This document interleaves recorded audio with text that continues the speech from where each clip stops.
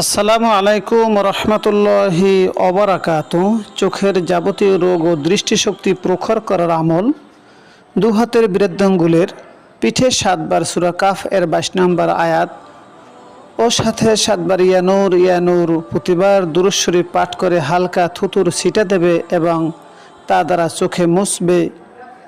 এতে আল্লাহর হুকুমে ও তার কিতাবের বরকতে চোখ ওঠা সহ চোখের যাবতীয় রোগ ভালো হয়ে যাবে এবং দৃষ্টিশক্তিও বৃদ্ধি পাবে ইনশাআল্লাহ। আয়াতটি হলো এই, বিসমিল্লাহির রহমানির রহিম।